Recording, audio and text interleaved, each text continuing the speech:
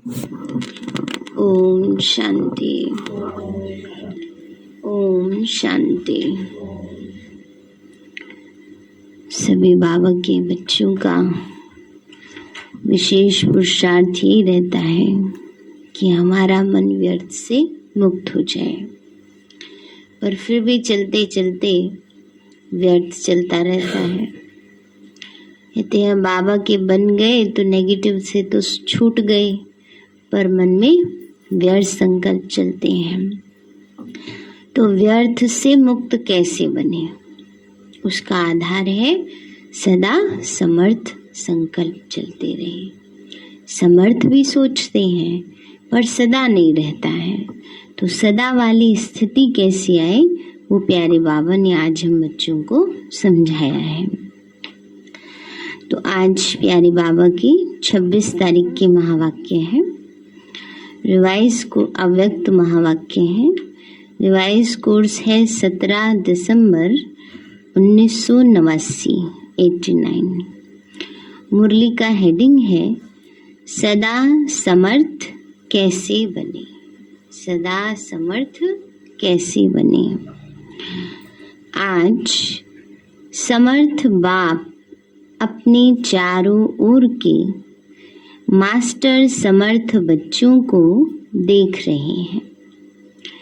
एक है सदा समर्थ और दूसरे हैं कभी समर्थ कभी व्यर्थ की तरफ न चाहते भी आकर्षित हो जाते हैं। बाबा ने कहा एक तो सदा समर्थ है और दूसरे कभी समर्थ कभी व्यर्थ। क्योंकि जहाँ समर्थ स्थिति है वहाँ व्यर्थ हो नहीं सकता। संकल्प भी व्यर्थ नहीं उत्पन्न हो सकता। बाबा ने कहा जहाँ समर्थ स्थिति है, शक्तिशाली स्थिति है, वहाँ व्यर्थ नहीं आ सकता है। बाप दादा देख रहे थे कि कई बच्चों की अब तक भी बाप के आगे फरियाद है कि कभी कभी व्यर्थ संकल्प याद को फरियाद में बदल देते हैं। व्यर्थ चल जाता है, ये बात ऐसे नहीं ऐसी क्यों हो गई, अच्छा फलाने ने ये बात ऐसी क्यों कह दी, ये व्यर्थ ही तो है, कोई लेना देना नहीं और व्यर्थ चल रहा है। तो फिर क्या कहेंगे, बाबा आप ही उनको ठीक करो। ये क्या हुआ, फरियाद हुई है ना। तो बाबा यही कहते हैं बच्चे कि बाबा देख रहे हैं कि कई बच्चों की अब तक भी बाप के आगे फरियाद है कि कभी कभी व्यर्थ संकल्प याद को फरियाद में बदल देते हैं। न चाहते नहीं है लेकिन आ जाते हैं। विकल्पों की स्टेज को तो मेजॉरिटी समय तक समाप्त कर लिया है। विकल्पों का मतलब है यहाँ पर विकारी संकल्पों से। दुनिया में विकल्प का मतलब ऑप्शन होता है ना, इसकी बजाय ये नहीं। यहाँ विकल्प का जो बाबा की मुरली में आता है, विकल्प का मतलब होता है विकारी संकल्प, है ना, जो विकर्म कराने वाले संकल्प है, विचार हैं, उनको विकल्प बाबा कहते हैं। तो बाबा कहते हैं विकल्पों की स्टेज को तो मेजॉरिटी समय तक समाप्त कर लिया, लेकिन व्यर्थ देखना, व्यर्थ सुनना और सोचना, व्यर्थ समय गंवाना, इसमें फुल पास नहीं है।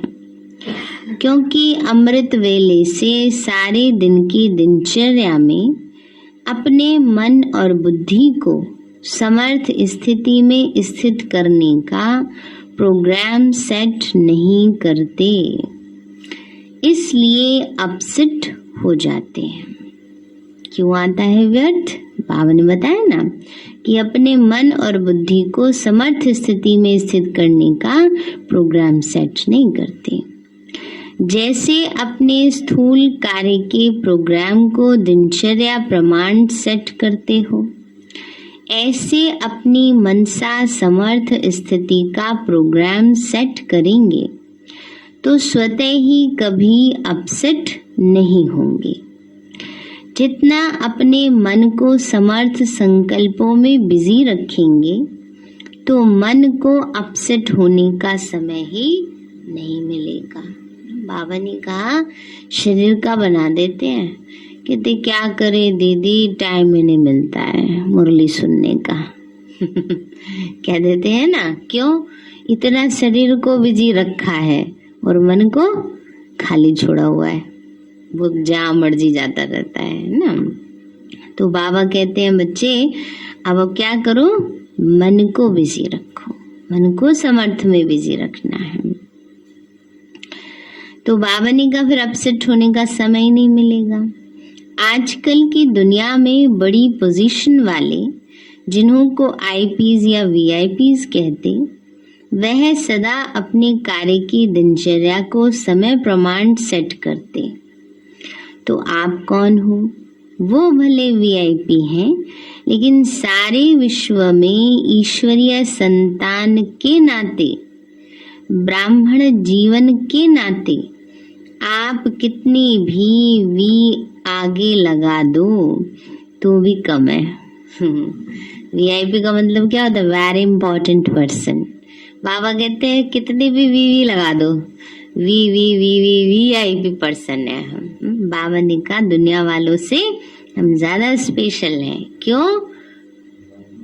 क्योंकि हम भगवान के बच्चे हैं। हमने भगवान को नहीं चुना, भगवान ने हमें चुना है, तो उसका सिलेक्शन कितना हाईएस्ट होगा, है ना। तो इसलिए बाबा कहते हैं बच्चे कितनी भी वी लगा दो तो भी कम है, क्योंकि आपके आधार पर विश्व परिवर्तन होता है। आप विश्व के नव निर्माण के आधार मूर्त हो, बेहद के ड्रामा के अंदर हीरो एक्टर हो और हीरे तुल्य जीवन वाले हो।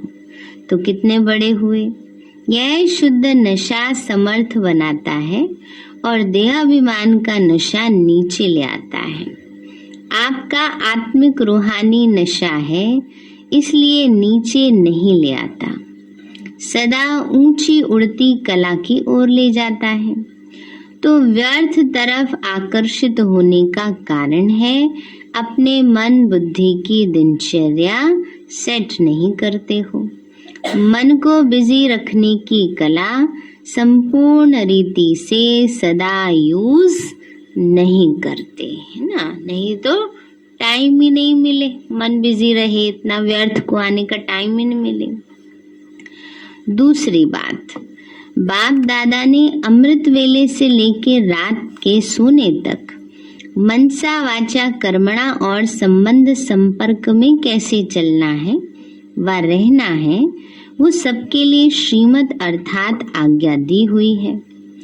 मनसा में भी क्या स्मृति में रखना है, यह हर कर्म में अपनी मनसा स्थिति का डायरेक्शन आज्ञा मिली हुई है। और आप सब आज्ञाकारी बच्चे हो व बन रहे हो। आज्ञाकारी अर्थात बाप के संबंध से बाप के फुट स्टेप लेने वाले, माना कदम के ऊपर कदम रखने वाले। और दूसरा नाता है सजनियों का। तो सजनी भी क्या करती है, उनको भी क्या शिक्षा मिलती है, सजनी को भी क्या शिक्षा मिलती है, जैसे पति आज्ञा दे वैसे ही चलना है ना। तो सबसे बड़ा साजन कौन है? शिव बाबा है। तो बाप के रूप में भी बाप को फॉलो करना है और साजन के रूप में, सजनी के रूप में भी फॉलो करना है। तो सजनी को क्या करती है, उसको क्या शिक्षा मिलती है कि साजन के कदम के ऊपर कदम चलो। तो आज्ञाकारी अर्थात बाप दादा के आज्ञा रूपी कदम पर कदम रखना, ये सहज है व मुश्किल है। कहाँ कदम रखें, ठीक है व नहीं, ये सोचने की भी जरूरत नहीं। बाबा ने कहा बच्चे सोचने की भी जरूरत नहीं, बाबा ने सबको दे दिया है ना कि क्या सही है क्या गलत है, बता दिया है सब। है सहज, लेकिन सारे दिन में चलते चलते कोई ना कोई आज्ञाओं का क्या करते, उल्लंघन कर देते हैं। है तो सहज, बाबा ने क्या काम दिया, बस अच्छा सोचो, बाबा की याद में रहकर सब काम करते जाओ, कोई मेहनत थोड़े बाबा करा रहे हैं ना। लेकिन बाबा कहते चलते चलते क्या होता है, उल्लंघन हो जाता है। बातें छोटी छोटी होती हैं, लेकिन अवज्ञा होने से थोड़ा थोड़ा बोझ इकट्ठा हो जाता है। आज्ञाकारी को सर्व संबंधों से परमात्मा दुआएं मिलती हैं, ये नियम है। आज्ञाकारी होते हैं ना, तो उनको दुआएं मिलती हैं सर्व संबंध से। बाबा कहते हैं ये नियम है।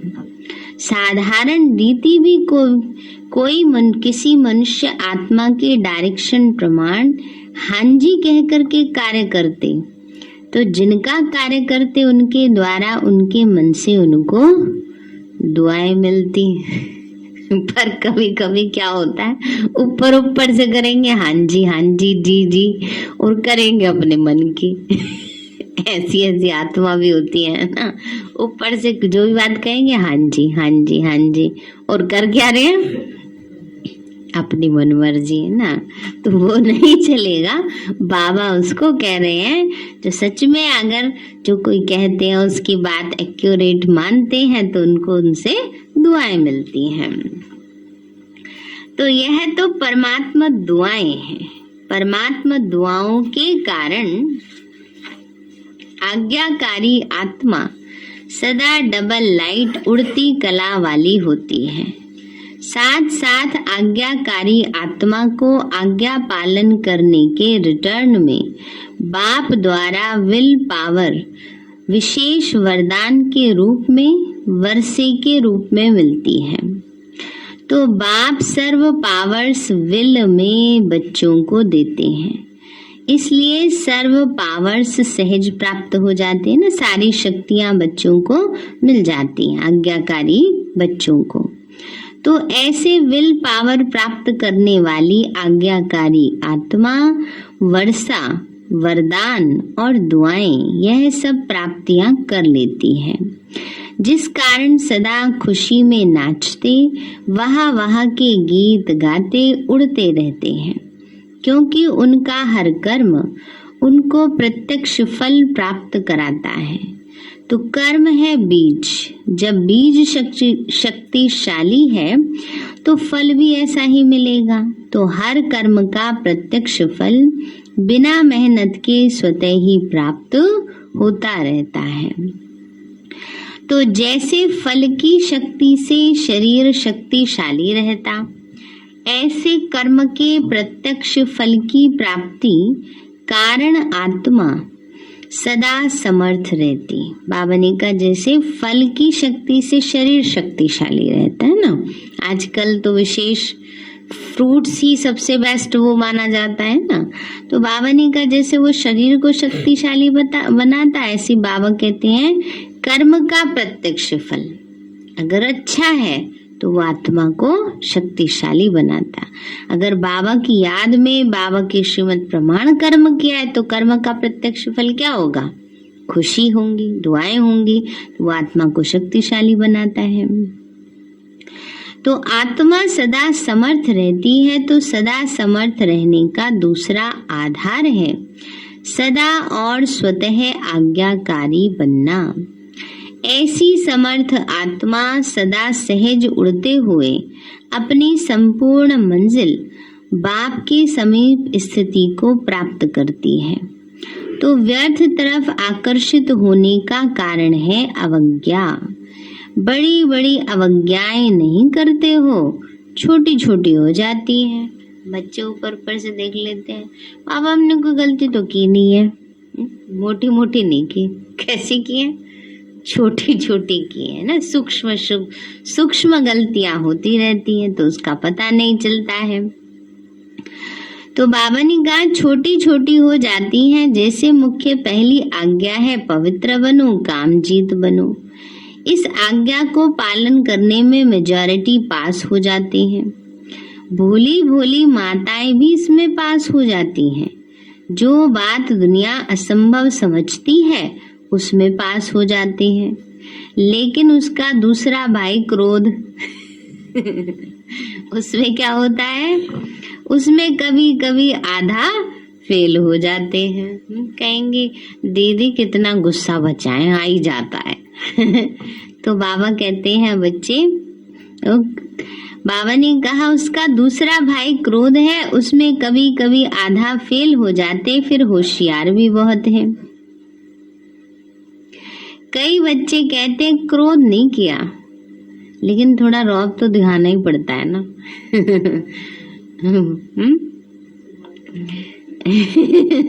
यही बोल देते हैं बाबा को भी। तो बाबा ने कहा, कहते हैं थोड़ा रौब तो दिखाना ही पड़ता है। क्रोध नहीं आता बाबा, ऊपर ऊपर से कर रहे हैं। ये भी आ जाता है कई बारी। क्रोध नहीं आता, लेकिन थोड़ा रौब रखता हूँ। जब असंभव को संभव कर लिया तो ये तो उसका छोटा भाई है, तो इसको आज्ञा कहेंगे व अवज्ञा। तो इससे भी छोटी अवज्ञा, अमृत वेले का नियम आधा पालन करते हो। उठ करके बैठ जाते हो, लेकिन जैसे बाप की आज्ञा है उस विधि से सिद्धि को प्राप्त करते हो कि उठ के बैठे पावरफुल स्थिति रहे। बाबा कहते उस विधि से नहीं चलते हो। शक्तिशाली स्थिति होती है, पूछ रहे हैं बाबा सबसे कि अमृत वेला तो करते हो पर नेमीनाथ बन के तो नहीं करते, कि नियम है मंदिर में जाके दिया जलाना और नियम पूरा करके आना है? तो ऐसे ही उठ तो जाएंगे पर योग लगे ना लगे, चाहे बैठ के सोते ही रहे। तो दीदी ने कहा उठना जरूर है। है? तो ऐसे भी नहीं कि केवल नेमीनाथ बन के करना है। तो बाबा कहते हैं बच्चे, शक्तिशाली स्थिति होती है, स्वीट साइलेंस के साथ साथ निद्रा की साइलेंस भी मिक्स हो जाती है। परम नाम की साइलेंस के साथ साथ और क्या होता है, परम नाम जाते जाते थोड़ा रास्ता बदल जाता है, निद्रा लोक में चले जाते हैं। बाप दादा अगर हर एक को अपने सप्ताह की टीवी दिखाएं तो बहुत मजा आएगा देखने में। सबकी अपनी अपनी टीवी है। बाबा कहते सबका अलग अलग चलता रहता है, बाबा देखते रहते हैं। बाबा अपनी वाली टीवी सबको दिखाएं तो बहुत मजा आएगा। तो आधी आज्ञा मानते हो, नेमीनाथ बनते हो, लेकिन सिद्धि स्वरूप नहीं बनते। नेमीनाथ का मतलब होता है नियम निभाने वाले। इसको क्या कहेंगे? ऐसी छोटी छोटी आज्ञाएं हैं। जैसे आज्ञा है किसी भी आत्मा को ना दुख दो ना दुख लो, इसमें भी दुख देते नहीं हो, लेकिन ले तो लेते हो ना। व्यर्थ संकल्प चलने का कारण ही है दुख ले लिया, व्यर्थ दुख लिया। सुन लिया तो दुखी हुए, सुनी हुई बात ना चाहते भी मन में चलती है। इसलिए कहते ना कान का जहर बड़ा खतरनाक है। तो बाबा कहते हैं इसलिए व्यर्थ संकल्प क्यों आते हैं, व्यर्थ सुन लेते हैं तो चिंतन चल जाता है। ये क्यों कहा, ये तो ठीक नहीं कहा, ये तो होना नहीं चाहिए। उसमें ही उलझे रहते हैं। तो व्यर्थ सुनने और देखने की आदत मन को 63 जन्मों से है, इसलिए अभी भी उस तरफ आकर्षित हो जाते हैं। छोटी छोटी अवज्ञाएं मन को भारी बना देती हैं और भारी होने के कारण ऊंची स्थिति की तरफ उड़ नहीं सकते। ये तो बहुत गुह्य गति है। जैसे पिछले जन्मों के पाप कर्म बोझ के कारण आत्मा को उड़ने नहीं देते, ऐसे इस जन्म की छोटी छोटी अवज्ञाओं का बोझ जैसी स्थिति चाहते हैं वैसी अनुभव करने नहीं देते। ब्राह्मणों की चाल बहुत अच्छी है। बाप दादा पूछते हैं कैसे हो, तो सभी कहेंगे बहुत अच्छे हैं, ठीक हैं। फिर जब पूछते हैं कि जैसी स्थिति होनी चाहिए वैसी है, तो चुप हो जाते हैं। इस कारण यह अवज्ञाओं का बोझ सदा समर्थ बनने नहीं देता। तो आज यही स्लोगन याद रखना, न व्यर्थ सोचो, न देखो, न व्यर्थ सुनो, न व्यर्थ बोलो, न व्यर्थ कर्मों में समय गवाओ।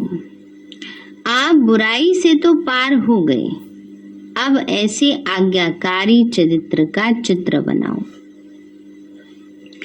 इसको कहते हैं सदा समर्थ आत्मा। अच्छा,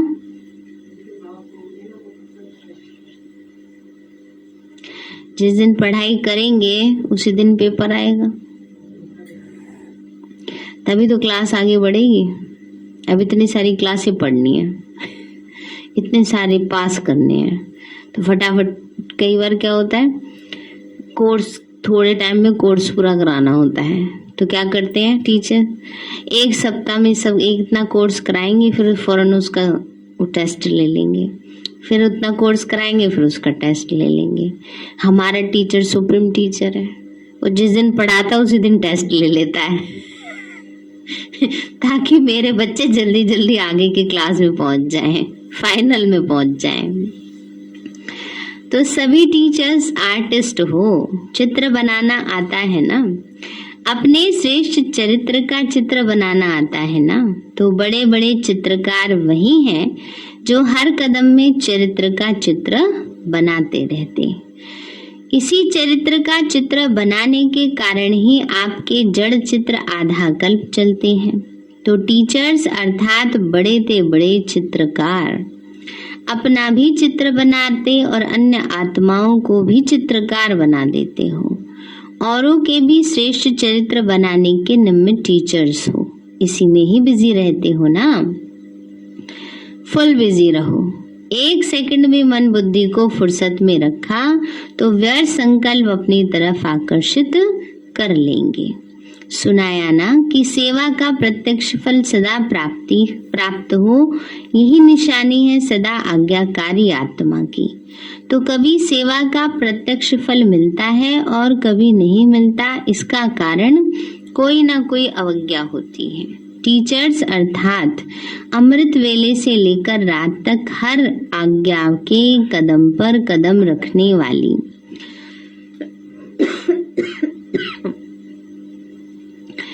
ऐसी टीचर्स हो, वह कभी कभी अलबेलापन आ जाता है। अलबेला नहीं बनना, जिम्मेवारी के ताजधारी हो, कभी ताज भारी लगता है तो उतार देते हैं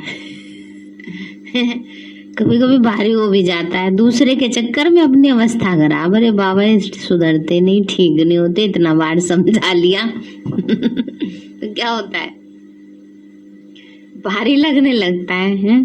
तो बाबा कहते हैं बच्चे कभी कभी जिम्मेवारी का ताज भारी लगने लगता है तो उतार के रख देते हैं, तो कभी ताज भारी लगता है तो उतार देते हैं। आप उतारने वाले तो नहीं हो ना, सदा आज्ञाकारी मना, सदा जिम्मेवारी के ताजधारी। टीचर्स तो सब हैं, लेकिन इसको कहते हैं योग्य टीचर, योगी टीचर।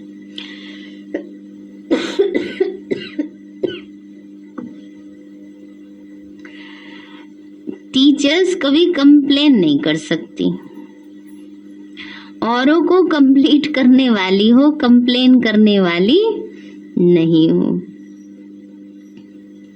कभी ऐसे पत्र तो नहीं लिखते हो, क्या करें बाबा हो गया, होना तो नहीं चाहिए था, वह तो समाप्त हो गया है। सुनाया ना, पत्र जरूर लिखो, मधुबन में पत्र जरूर भेजो, परंतु मैं सदा ओके हूँ, बस ये 2 लाइन लिखो। पढ़ने वालों को भी टाइम नहीं है, फिर कंप्लेन करते हो कि पत्र का उत्तर नहीं आया। अब वास्तव में आप सबके पत्रों का उत्तर बाप दादा रोज की मुरली में देता ही है। आप लिखेंगे ओके और बाप दादा ओके के रिटर्न में कहते हैं याद प्यार और नमस्ते। तो ये रिस्पॉन्ड हुआ। समय को भी बचाना है, सेवा समाचार भी शॉर्ट में लिखो, तो समय की भी इकोनॉमी, कागज की भी, पोस्ट की भी इकोनॉमी हो जाती है। पत्र 3 पेज में लिखा जा सकता है, कोई का विस्तार से लिखने का डायरेक्शन मिलता है तो भले लिखो, लेकिन 2 लाइन में भी अपनी गलती की क्षमा ले सकते हो, छिपाओ नहीं, लेकिन शॉर्ट में लिखो। कितने पत्र लिखते हैं जिसका कोई सार नहीं होता है। बाप को कहो मेरा यह काम कर लो, मेरे को ठीक कर दो, मेरा धंधा ठीक कर दो, मेरी पत्नी को ठीक कर दो। ऐसे पत्र एक बार नहीं 10 बार भेजते हैं। तो अब इकोनॉमी के अवतार बनो और बनाओ। अच्छा, सभी को ये मेला तो अच्छा लगता है। दुनिया वाले कहते हैं 2 दिन का मेला और आपका है 4 दिन का मेला। सभी को पसंद है ना ये मेला, ना 4 दिन का मेला। माना बाबा के पास जाते हैं, मिलन मना दे, है ना, तो 2-4 दिन रुक के आते हैं वहां पर। फिर अव्यक्त बाप दादा की जोन वाइज बच्चों से मुलाकात। बॉम्बे और गुजरात वाले बच्चे बाबा के सामने बैठे हैं। बेहद बाप के अर्थात बेहद मालिक के बालक हैं, ऐसे समझते हो। बालक सो मालिक होता है, इसीलिए बच्चों को मालेकम सलाम कहते हैं। मुसलमान होते हैं ना, हम तो नमस्ते करते हैं, मुसलमान भाई क्या कहते हैं? मालेकम सलाम। तो बेहद बाप बेहद के वर्षे के बालक सो क्या है? सभी नशा रहता है, हम मालिक है। तो बेहद के वर्षे की खुशी भी बेहद की होगी। तो बाप बच्चों को अपने से भी आगे रखते हैं। विश्व के राज्य का अधिकारी बच्चों को बनाते हैं, खुद तो नहीं बनते। तो वर्तमान और भविष्य दोनों अधिकार मिल गए और दोनों ही बेहद हैं। सतयुग में भी हदें तो नहीं होंगी ना, ना भाषा, ना रंग, ना देश की। यहाँ तो देखो कितनी हदें हैं। बेहद के आकाश को भी हदों में बांट दिया है ना। बाबा ने कहा बेहद के आकाश को भी हदों में बांट दिया है ना, कि हमारी इसमें लिमिट में आपका एरोप्लेन नहीं आ सकता। आकाश को भी ऐसे बांट दिया। ना भाषा की, ना रंग की, ना देश की। यहाँ तो देखो कितनी हदें हैं, वहाँ कोई हद नहीं। तो बेहद का राज्य भाग्य हो गया, लेकिन बेहद का राज्य भाग्य प्राप्त करने वालों को पहले इस समय अपनी देह की हद से परे जाना पड़ेगा। अगर देह भान की हद से निकले तो और सभी हद से निकल जाएंगे। इसीलिए बाप दादा कहते हैं पहले देह से ही देह के सब संबंधों से न्यारे बनो। पहले देह फिर देह के संबंधी। तो इस देह के भान की हद से निकले हो, क्योंकि देह की हद कभी भी ऊपर नहीं ले जाएगी।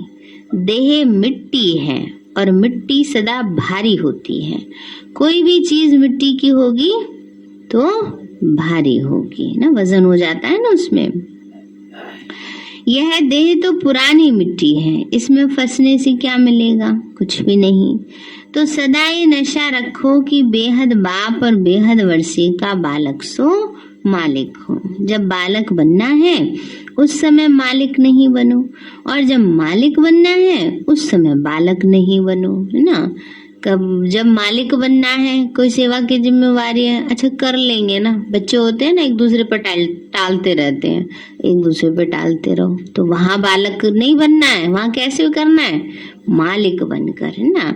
फिर कोई बात हो जाती है तो उसमें अपने आप को बच्चा समझ लो। बच्चों को कोई बात कहते हैं तो बुरा लगता है? नहीं लगता। एक कान से सुनते दूसरे से निकाल देते हैं। कितना डांट पड़ती है बच्चों को। अगर इतनी बातें लेके बैठे रहे बच्चे तो क्या हो, खुद भी परेशान हो, दूसरे भी परेशान। तो इसलिए बाबा कहते हैं ऐसे नहीं करना कि जहाँ बालक बनना है वहां मालिक बन जाओ, और जहाँ मालिक बनना है वहां बालक बनो। नहीं, तो जब बालक बनना है उस समय मालिक नहीं बनो, और जब मालिक बनना है उस समय बालक नहीं बनो। जब कोई राय देनी है, प्लान सोचना है, कुछ कार्य करना है तो मालिक होकर करो। लेकिन जब मेजॉरिटी द्वारा निमित्त बनी हुई आत्माओं द्वारा कोई भी बात फाइनल हो जाती है तो उस समय बालक बन जाओ। उस समय मालिक नहीं बनो कि मेरी बात क्यों नहीं मानी गई ना, ये नहीं आना चाहिए। जो बात मानी गई ठीक है, सबका जो भी विचार है ठीक है, मेरा ही विचार ठीक है, मेरा ही प्लान ठीक है, नहीं। उस समय मालिक नहीं बनो। किस समय राय बहादुर बनना है और किस समय राय मानने वाले बनना है। जिसको यह तरीका आ जाता है वो कभी नीचे ऊपर नहीं होता। वह पुरुषार्थ और सेवा में सफल रहता है। अपने को मोल्ड कर सकता है, अपने को झुका सकता है। झुकने वाले को सदैव ही सेवा का फल मिलता है और अपने अभिमान में रहने वालों को सेवा का फल नहीं मिलता। तो सफलता की विधि है बालक सो मालिक, समय पर बालक बनना और समय पर मालिक बनना। यह विधि आती है। अगर छोटी सी बात को बालक के समय मालिक बनकर सिद्ध करेंगे तो मेहनत ज्यादा और फल कम मिलेगा। कई बार अपनी बात को ज्यादा जस्टिफाई करने की कोशिश करते हैं, नहीं नहीं मैं ही ठीक हूँ, नहीं ये बात ऐसे नहीं, ऐसे होगी तो ही ठीक है ना। लेकिन सब कह रहेंगे नहीं अगर ऐसे नहीं, थोड़ा ऐसे कर लो, नहीं वो नहीं माननी, तो उससे क्या होगा, मेहनत ही करते रहेंगे, फिर अपनी अवस्था खराब करेंगे, है ना। इसलिए बाबा कहते हैं और जो विधि जानते हैं समय प्रमाण उनको मेहनत कम और फल ज्यादा मिलता है, तो वो सदा मुस्कुराते रहते, स्वयं भी खुश रहेंगे और दूसरों को देखकर भी खुश होगा। सिर्फ मैं बड़ा खुश रहता हूँ ये भी नहीं, लेकिन खुश करना भी है और खुश रहना भी है ना। बाबा कह रहे हैं बच्चे खुश करना भी है और खुश रहना भी है। तब राजा बनेंगे, अपने को मोल्ड करेंगे तो गोल्डन एज का अधिकार जरूर मिलेगा। अच्छा, चारों ओर के सदा समर्थ आत्माओं को, सदा हर कदम में आज्ञाकारी रहने वाले आज्ञाकारी बच्चों को, सदा व्यर्थ को समर्थ में परिवर्तन करने वाले विश्व परिवर्तक आत्माओं को, सदा अपने चरित्र के चित्रकार बच्चों को समर्थ बाप दादा का याद प्यार और नमस्ते। अच्छा, मीठे मीठे सिक्के लदे बच्चों प्रति माता पिता प्यार और गुड मॉर्निंग। रूहानी बाप की रूहानी बच्चों को नमस्ते। रूहानी हम बच्चों की रूहानी माता पिता बाप दादा नमस्ते नमस्ते नमस्ते। बाबा नमस्ते। वरदान दिया बाबा ने, स्थूल और सूक्ष्म दोनों रीति से स्वयं को बिजी रखने वाले माया जीत विजयी भव। स्थूल और सूक्ष्म दोनों रीति से स्वयं को बिजी रखने वाले माया जीत विजयी भव। बाबा बोले स्वयं को सेवाधारी समझ अपनी रुचि उमंग से सेवा में बिजी रहो तो माया को चांस नहीं मिलेगा। जब संकल्प से बुद्धि से चाहे स्थूल कर्मणा से फ्री रहते हो तो माया चांस लेती है, लेकिन स्थूल और सूक्ष्म दोनों ही रीति से खुशी खुशी से सेवा में बिजी रहते रहो तो खुशी के कारण माया सामना करने का साहस नहीं रख सकती। इसलिए स्वयं ही टीचर बन बुद्धि को बिजी रखने का डेली प्रोग्राम बनाओ तो माया जीत विजयी बन जाएंगे, है ना। तो डेली प्रोग्राम दिया हुआ है ना सभी को, बस उसको फॉलो करना है, पालन करना है कि मैं भी बिंदु बाबा भी बिंदु। सारे दिन में बार बार अभ्यास करते रहो। फिर बुद्धि खा लियो, फिर सोमान का अभ्यास करने लगो, फिर बुद्धि खा लियो 5 स्वरूपों का अभ्यास करने लगो, है ना। तो अपने आप को ऐसे बिजी रखेंगे मन बुद्धि से तो माया आएगी नहीं। स्लोगन है, निश्चय और फलक से कहो बाबा मेरे। लो आवाज नहीं आ रही आप सबकी तो निश्चय और फलक से कहो बाबा मेरे साथ है तो माया समीप आ नहीं सकती। और मुरली का हेडिंग है सदा समर्थ कैसे बने।